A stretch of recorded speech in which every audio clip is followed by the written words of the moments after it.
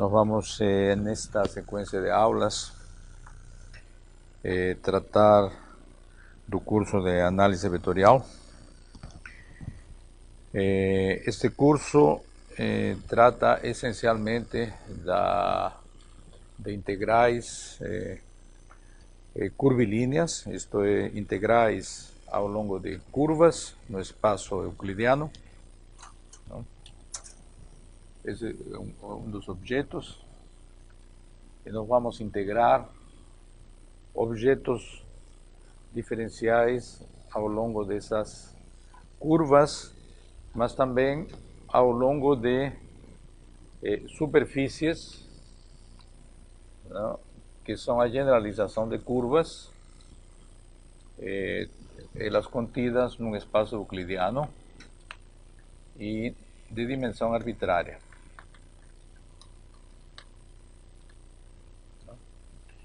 Então, o objeto natural para ser integrado nesses domínios são as formas diferenciais. No caso aqui de uma superfície de dimensão P, seriam as P-formas diferenciais.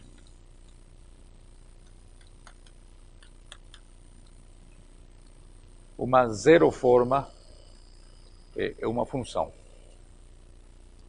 Uma um-forma nós vamos definir hoje. Uma P-forma a gente definirá posteriormente.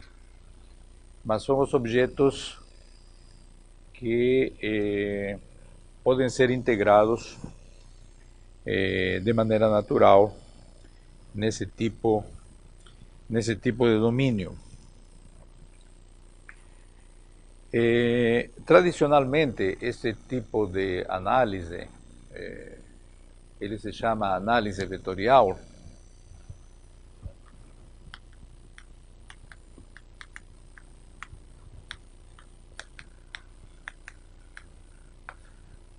porque tradicionalmente ele era estudado em R3, no espaço R3, tanto para a integral de curvas como as integrais de superfícies, no caso de dimensão 2, em R3. Esse caso, pelo fato de que a codimensão da superfície é de dimensão 1, existe uma dualidade, nesse caso, entre as formas diferenciais, que ainda não definimos, e os campos de vetores. Então, neste caso, podem-se associar, podem-se integrar campos de vetores. E era dessa noção de integração de campos de vetores que vocês devem ter conhecimento, não, dos teoremas de Green, Gauss, Stokes, que tratam da integral destes campos de vetores. Agora, não faz sentido integrar campos de vetores em superfícies de dimensão arbitrária. Então, o objeto natural são as formas diferenciais. E, neste caso, as formas podem ser dualmente consideradas como representadas por vetores, e então essa teoria clássica se refere a este tipo de objeto, e o qual tem por si só uma importância especial, porque tem muitas aplicações, né? Especialmente a dinâmica de fluidos. Muito bem. O que nós vamos falar, o objetivo do curso, é o chamado Teorema de Stokes.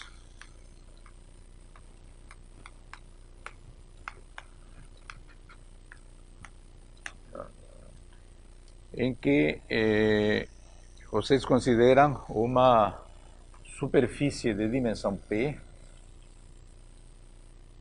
digamos M, vamos dizer de dimensão P mais 1, a qual tem um bordo, né, vamos dizer aqui, a qual tem um bordo, isso digamos que é um buraco, né, o bordo é esse aqui. Consequentemente, esse bordo tem dimensão P menos 1, dimensão P, se aqui é P mais 1. Né? E aqui temos uma forma definida, uma P forma ômega, né? Para a qual se introduz uma noção de derivada exterior,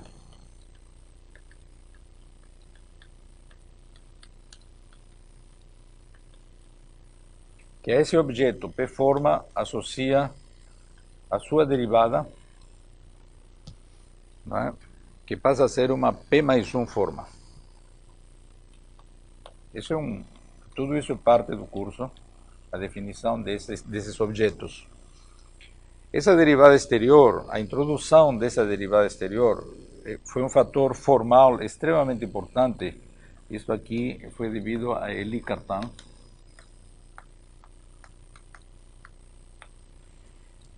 E os teoremas de Gauss-Green podem ser expressos de uma maneira sintética através da seguinte forma: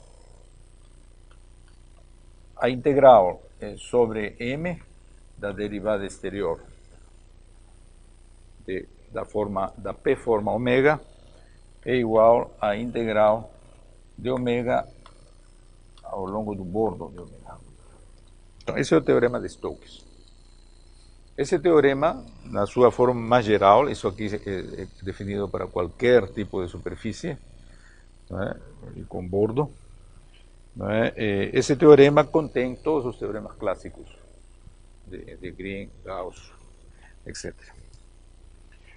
Muito bem, durante o curso nós vamos utilizar, seguir de uma maneira muito próxima o teorema, o livro do Elon Lima,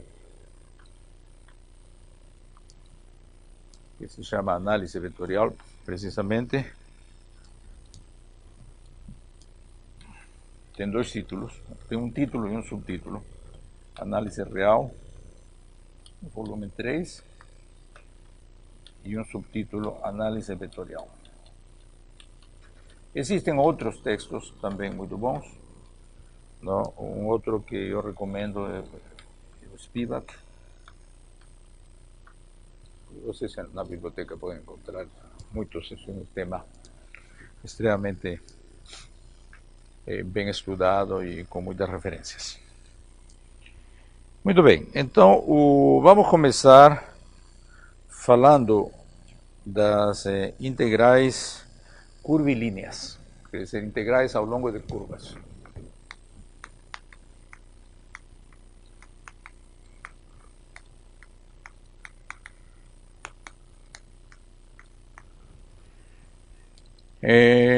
De onde sai uma maneira natural de motivar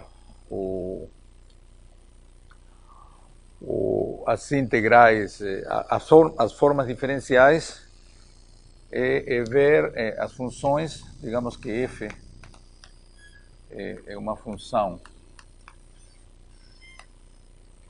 definida num aberto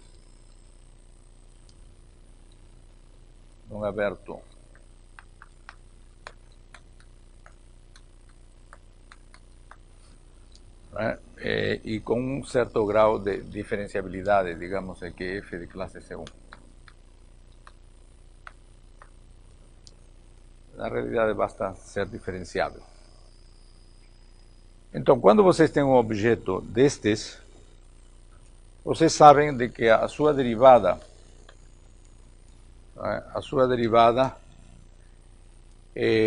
em qualquer ponto x,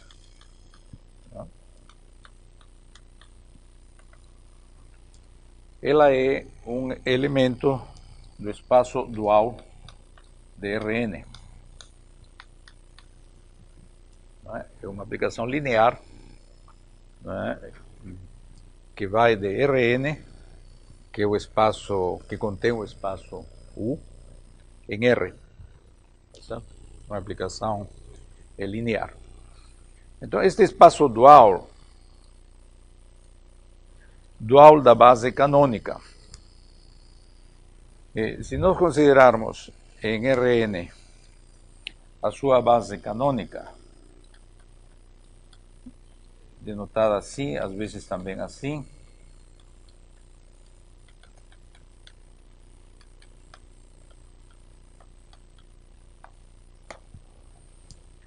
então,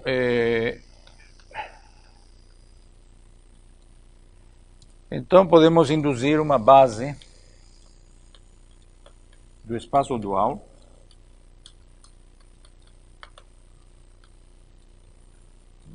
colocando dx1, dxn, onde dxi aplicado a EJ e delta IJ, no sentido de que isso aqui é 0 se I diferente de J e 1 se I igual a J. ¿Ah? Consequentemente, se nós temos esta aplicação linear neste espaço Rn estrela, então nós podemos expressar esta diferencial por meio de uma, aqui alguns coeficientes, nesta base vezes dxi. Como vocês sabem, essa expressão de fato, estas são as derivadas parciais com respeito a xi em x, onde esses coeficientes simplesmente correspondem a df x aplicado a I. Certo? Então, essa é a diferencial de uma função. Perfeito? Então, isso nos motiva a considerar um outro objeto mais geral, né, que seria uma forma diferencial ômega, tá certo? A qual vai ser uma generalização desta diferencial da função. Então, vai ser, no caso em que estamos falando de um U, nós podemos manter o U, uma aplicação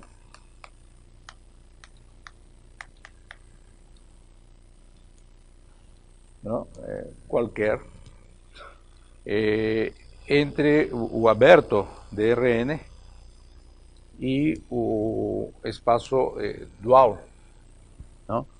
De maneira que ômega x, em cada ponto x, ele se expressa como aqui a base são os dxi, então aqui nós temos a I de x, que são alguns coeficientes, vezes os elementos da base.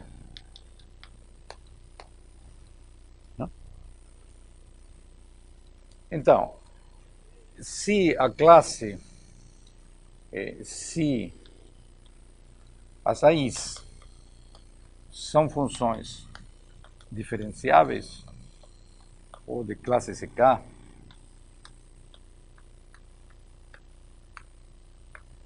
K pode ser 0 também, então dizemos que a forma, dizemos que ômega é de classe CK.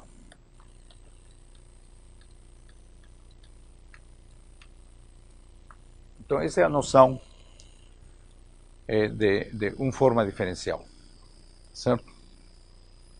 Quando vocês têm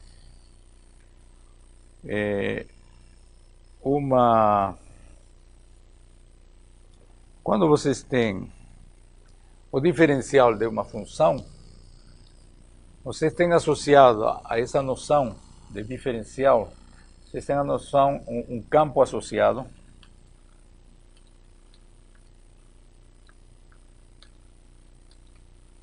o qual é denotado campo gradiente da função. E a definição do campo gradiente é a seguinte: esta diferencial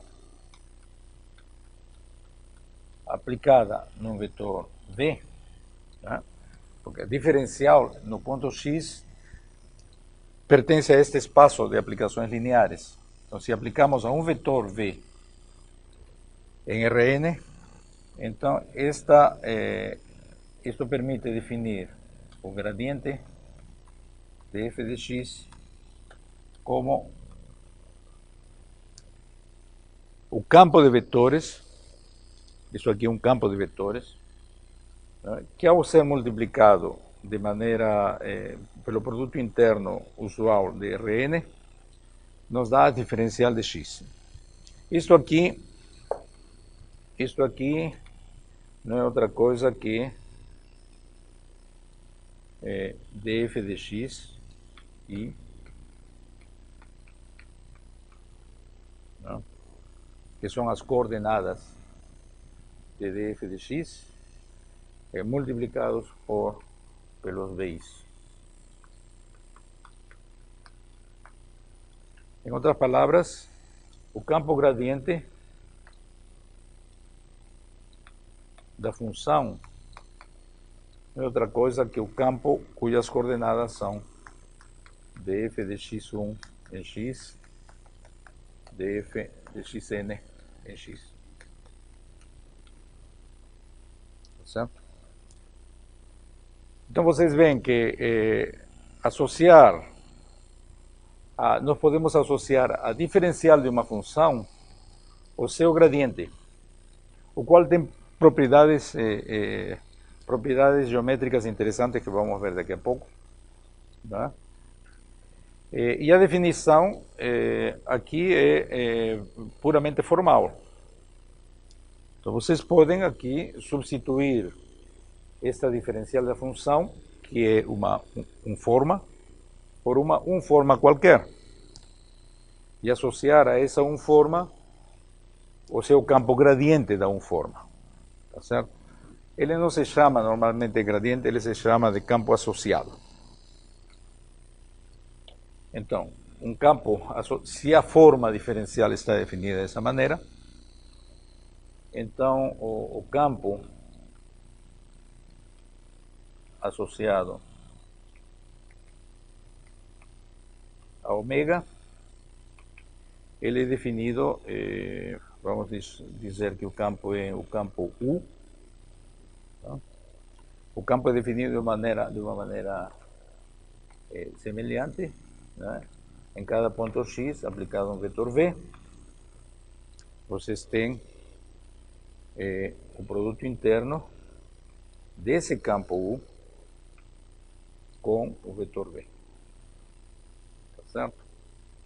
Então, dessa maneira, o campo associado U é o campo cujas coordenadas são a1 de x a n de x. Tá certo?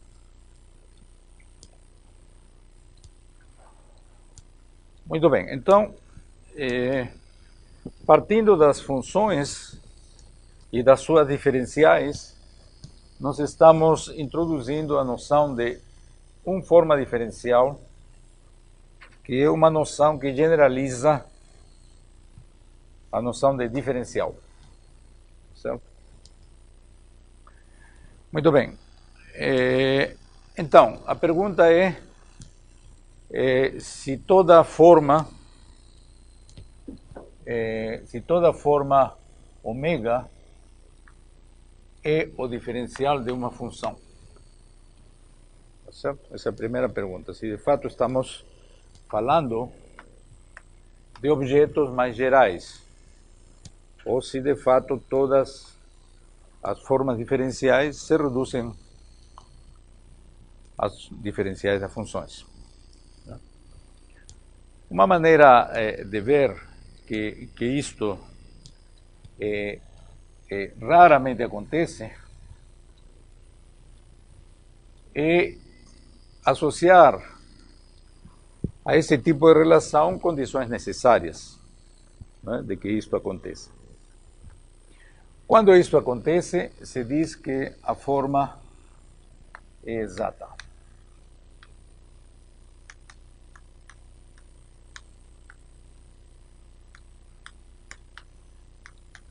E aqui tem que ter muito cuidado quando se afirma esta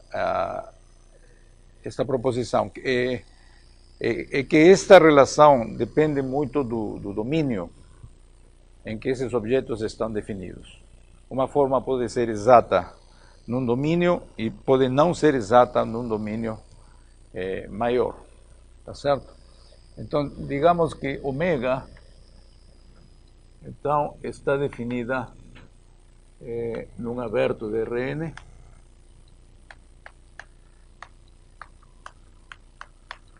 tá? Vamos dizer de que ômega é de classe C1. E então dizemos que se ômega é igual a df em 1, então a forma se diz que é exata em 1. Certo? Então, quando a forma é exata, né, se a forma de fato é o diferencial de uma função, então nós temos que sua expressão teria que ser esta aqui.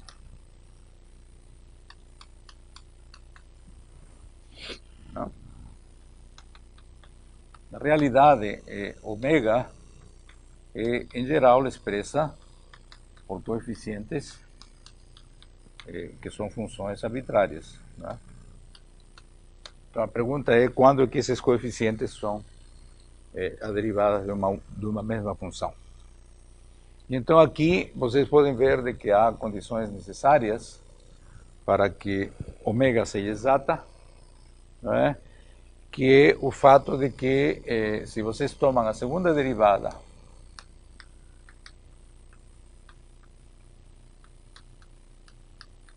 para i diferente de j, isso aqui é a mesma coisa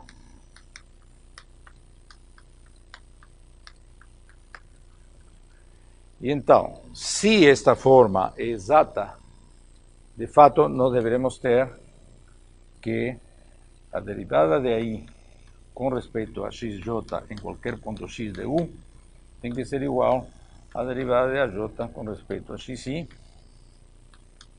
em qualquer ponto de u e para qualquer i diferente de j.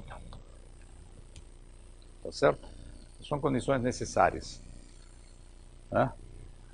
Então, se isso não acontece, então isso não pode ser o diferencial de uma função. Porque o diferencial de uma função tem essa propriedade. Tá certo? Então, consequentemente, estamos falando de um conceito mais geral que a diferencial.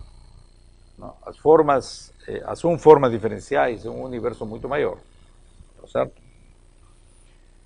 Muito bem. As formas que satisfazem essa propriedade, elas são chamadas de formas fechadas.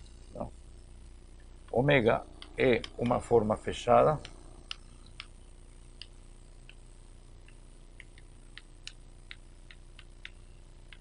Se acontece esta relação para todo ponto x em 1. Então, evidentemente, que como isto acontece para o diferencial de uma função, se a forma ômega é exata em 1, então ela é fechada. correto? Se a forma ômega é exata, significa que é o diferencial de uma função. E se é diferencial de uma função, então os seus coeficientes satisfazem esta condição, então ela é fechada. Agora, o contrário não é, o inverso não é necessariamente verdadeiro. Tá certo? Isso é válido dentro de certas circunstâncias.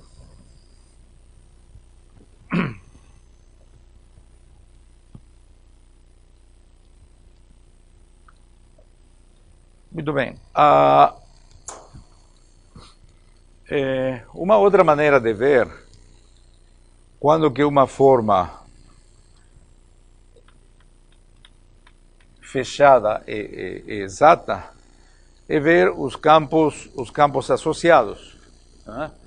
O campo associado a uma forma, ômega, é o campo cujos coeficientes são os coeficientes da forma, tá certo? Então, se a forma é uma forma exata, isso significa de que este A1 é o diferencial de f com respeito a x1, e isto aqui é o diferencial de f com respeito a xn, tá certo? Se for exata. Isso significa de que o campo associado é um gradiente, tá certo? Então, isso é uma propriedade óbvia, não é? Ômega é exata se em U, se seu campo associado é o gradiente de uma função.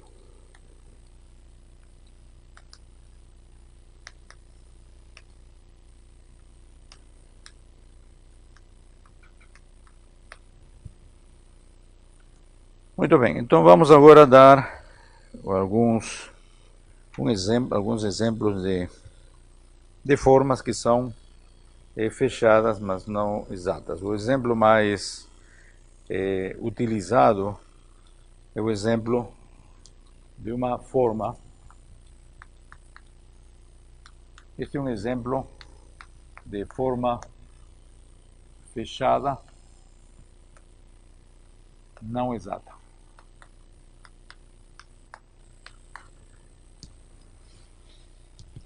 Então a forma é uma forma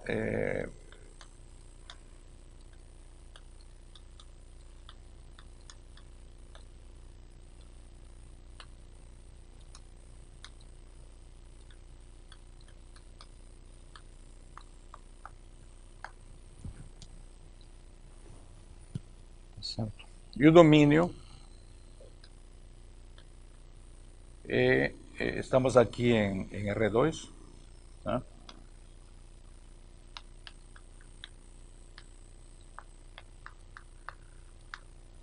Menos 0.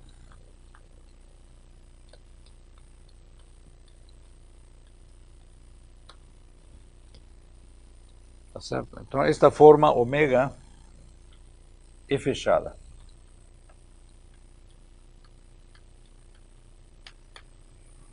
Para mostrar que é fechada, nós temos que mostrar que a derivada deste coeficiente, o A1 com respeito a x2, é igual à derivada do segundo coeficiente com respeito a x1, que no caso é x. Não é? Então, vocês podem ver aqui, isso é um cálculo fácil. Não?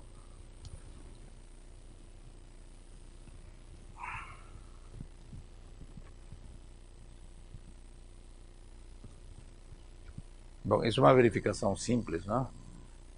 A derivada com respeito a y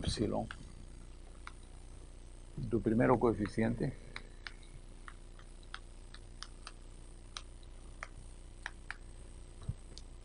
né? Que significa isso aqui, né? Derivada de A1 com respeito a x2 igual a derivada de A2 com respeito a x1. Certo? Então aqui é x2 mais y2. Vocês me corrijam, né, se eu estou errado. Aqui vai ser isto. Com respeito a y dá menos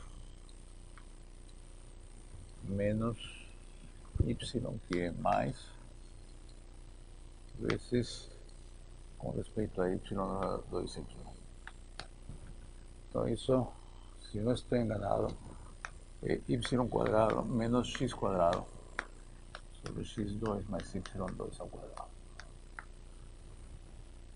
E a derivada com respeito a x da segunda coordenada da forma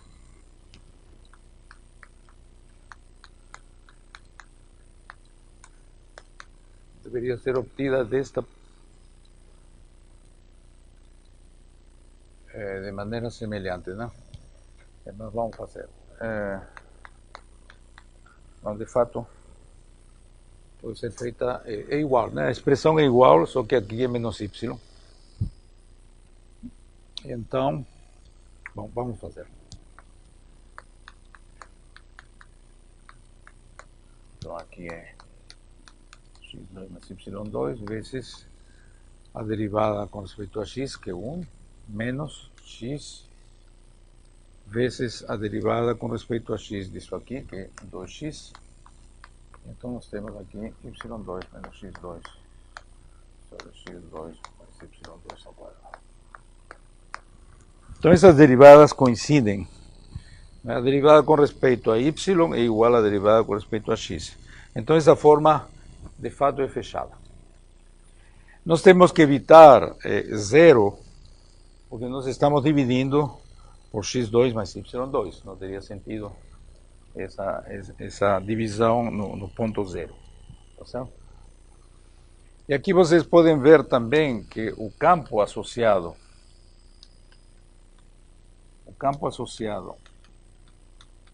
à forma ômega é o campo U, que tem por coordenadas menos y sobre x2 mais y2, x sobre x2 mais y2. Tá certo? Esse é o campo. Esse campo, bom, então queremos mostrar de que essa forma não é exata.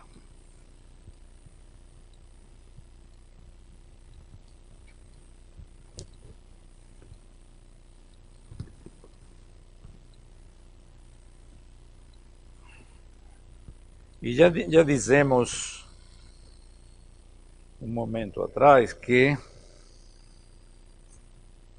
mostrar de que a forma é exata é equivalente a mostrar que seu campo associado é um gradiente. Tá certo? Então, para mostrar que a forma não é exata, vamos mostrar que esse campo U não é um gradiente.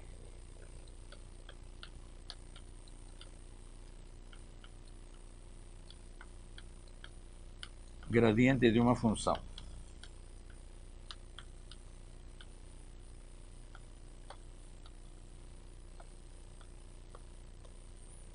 Tá certo?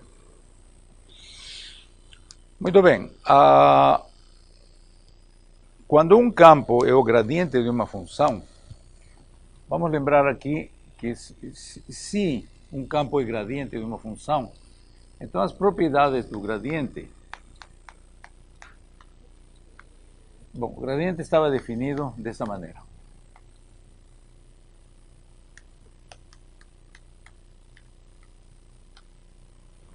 Tá certo? Estamos fazendo uma pequena digressão aqui sobre gradientes.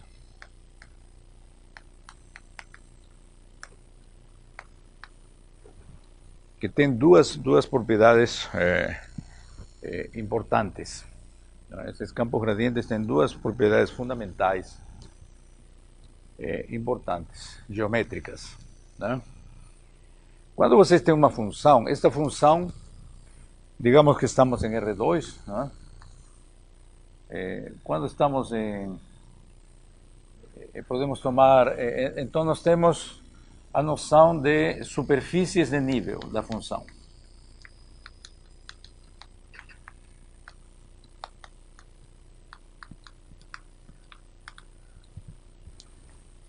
Quando você tem uma função, você tem os níveis de uma função.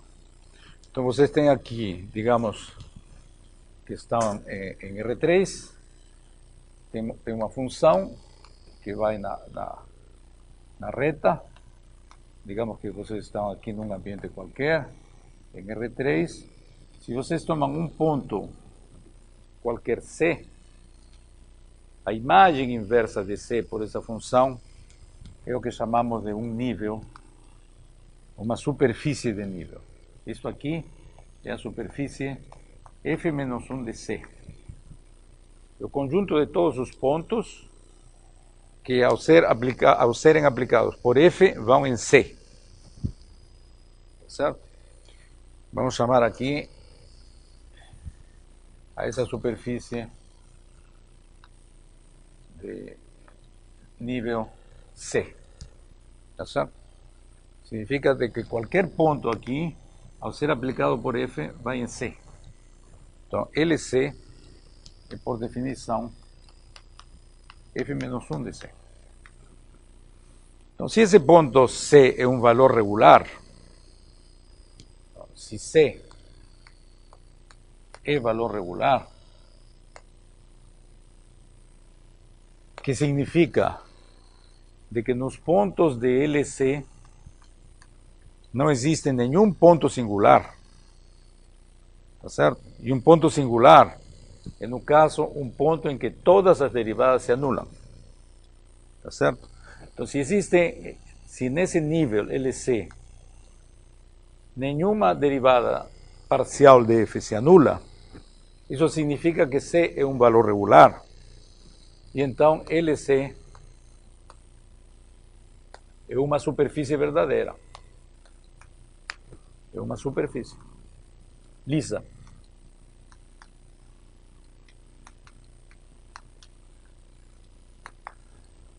Tá certo?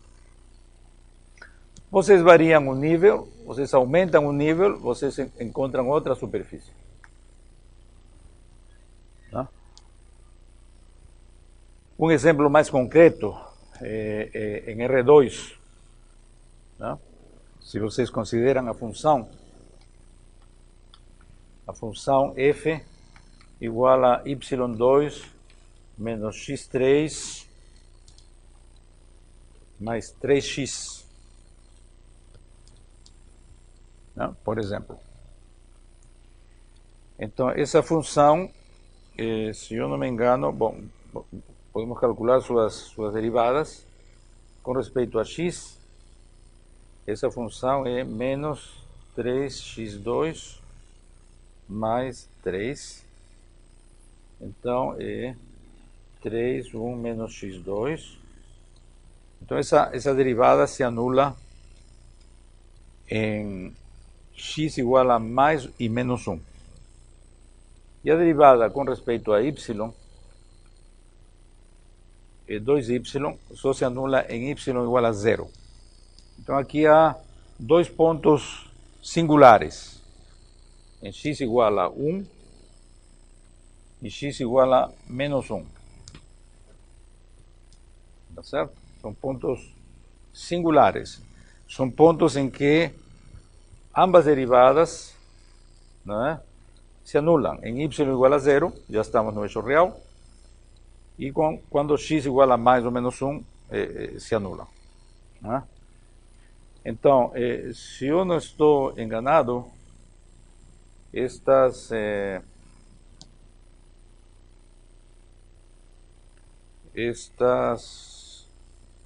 curva é assim.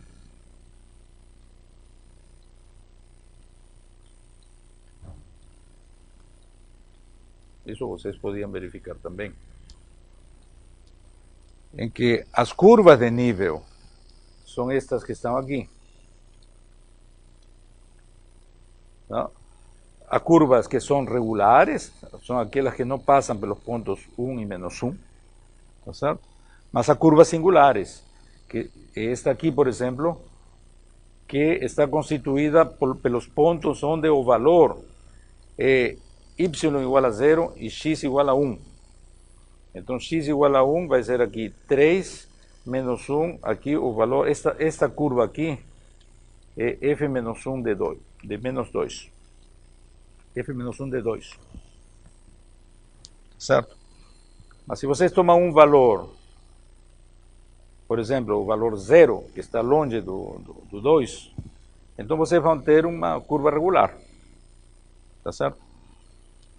Muito bem, o que acontece com o gradiente dessa função num ponto regular? Se tomamos aqui um ponto regular, eu quero saber, o gradiente segue que direção? Onde que está o gradiente da função? Certo? Então, vocês podem observar que se eu tomo um V que é tangente a essa superfície LC, né? Se ela está tangente à superfície LC, então, nessa superfície LC, a função só toma um valor, que é o valor constante C. Então, se eu aplico a derivada dessa função ao longo desse vetor tangente à superfície, essa derivada vai ser 0. Tá certo? Se eu tomo aqui V no espaço tangente à curva LC no ponto C, no ponto X, tá? Então, como a função é constante ao longo dessa superfície, porque tem somente um valor C, ao vocês tomarem a diferencial dela e aplicado a um vetor V, que é um vetor tangente à superfície, isso aqui é 0. Tá certo? Então, para todos os vetores que são tangentes à superfície, esse produto interno é nulo. Esse aqui é tangente. Se este aqui se anula como produto interno, isso significa que o gradiente é ortogonal à superfície de nível. Tá certo? Então, nestes campos, nestes lugares, o gradiente vai apontar, provavelmente para fora, não sei.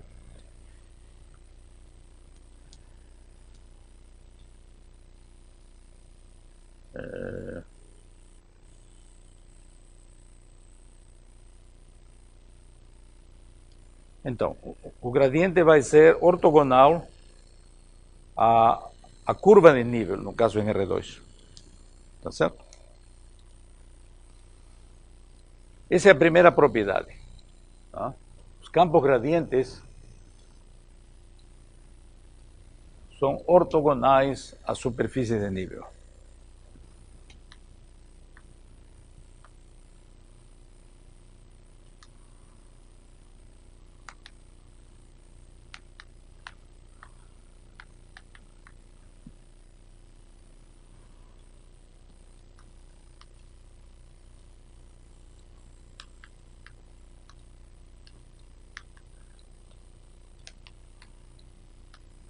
Em pontos regulares.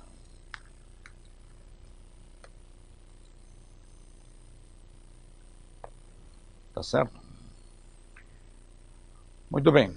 A segunda propriedade, que também é muito importante, é de que se vocês tomam ainda esta, vocês observam aqui,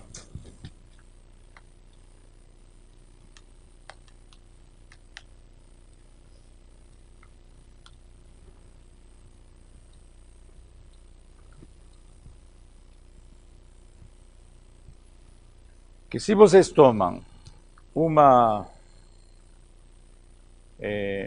curva integral desse campo de vetores, não é? Tá certo? Se vocês tomam uma curva integral do campo gradiente, aqui está o campo gradiente, vocês tomam uma curva integral do campo gradiente. Digamos que φ de t é curva integral do campo gradiente. Vocês sabem de que todo campo de vetores, né, de uma classe de diferenciabilidade mínima, ele é tangente a um conjunto de curvas, que são as curvas integrais, tá certo? Então eles têm como propriedade fundamental que a derivada dessas curvas é o campo, tá certo? Digamos, o campo, vamos chamar x ao campo gradiente no ponto φ de t, onde x é gradiente.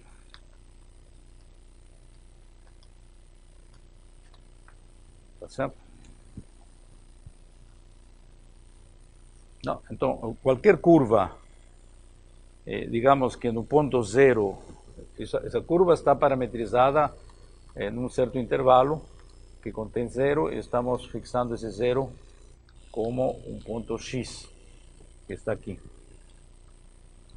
Não? Então, o campo gradiente, o fluxo desse campo,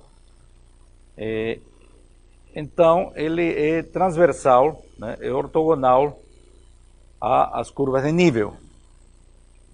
Consequentemente, ao longo das órbitas, das trajetórias do campo gradiente, a função só pode crescer. Certo? Não? Se vocês, outra maneira de dizer é o seguinte: vocês olham para a função e querem saber como é que essa função varia quando o ponto varia ao longo de φ de t. Aqui vocês têm φ de zero e aqui vocês têm φ de t. Como que a função varia ao longo dessa trajetória do campo gradiente. Então vocês têm que calcular como é que varia isto em relação ao tempo, certo? E se vocês olham para esta expressão, então vocês vão ter precisamente a expressão que nós temos aqui.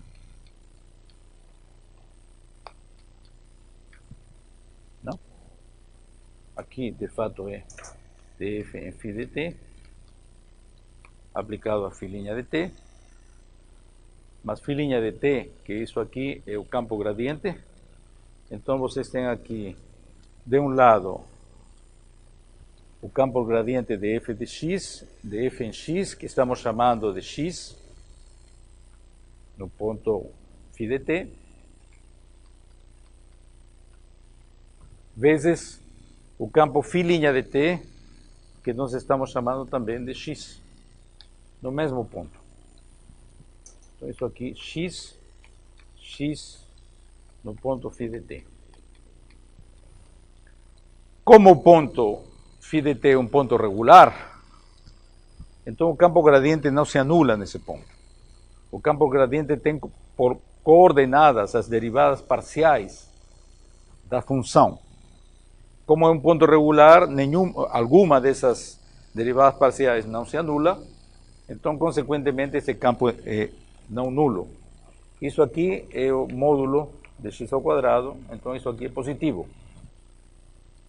Isso significa de que a variação da função da qual estamos tomando o gradiente evolui no tempo, né, de maneira positiva, no sentido de que essa é a segunda propriedade, a função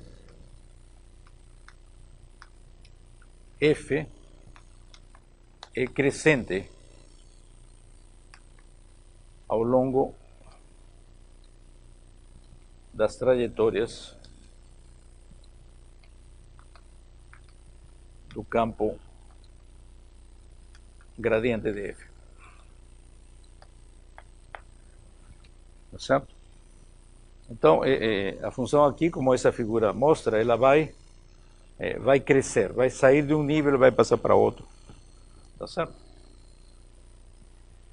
Muito bem, vamos voltar para o exemplo que nós temos aqui.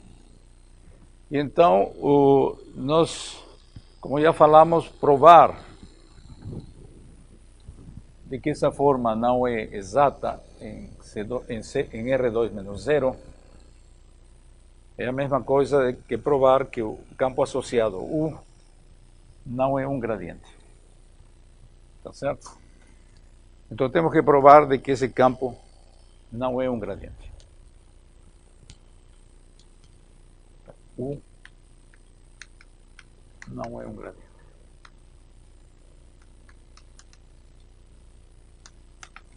Então vocês podem ver de que o campo U, na realidade, pode ser escrito como um fator que não se anula vezes menos yx. Tá certo? Esse é o campo. Né? Como estamos fora de zero, esse fator não se anula. Então, é como se fosse este campo multiplicado por uma função positiva. Então, isso não muda a orientação do campo, muda apenas o comprimento do campo, do vetor, em cada momento.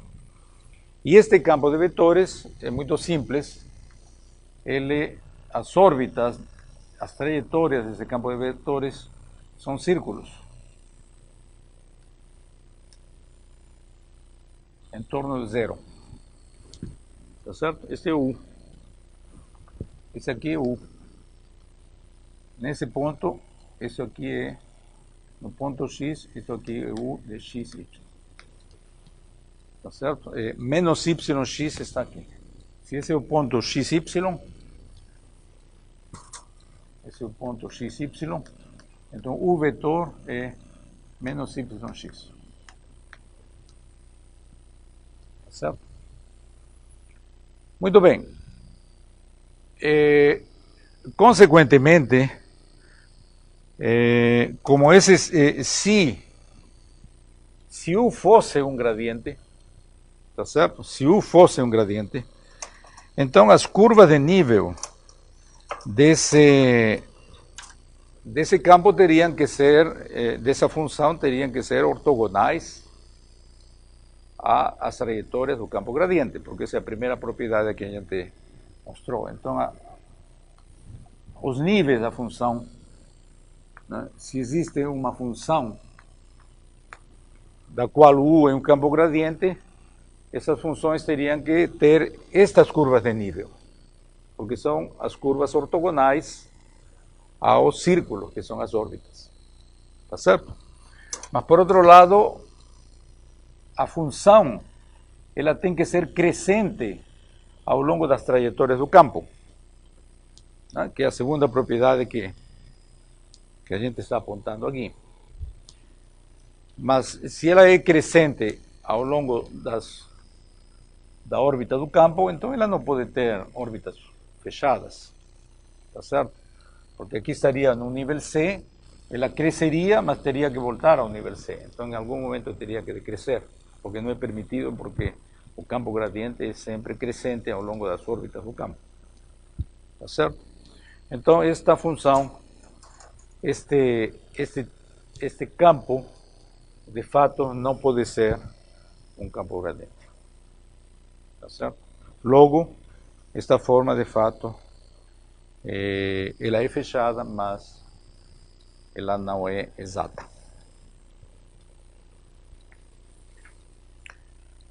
Muito bem.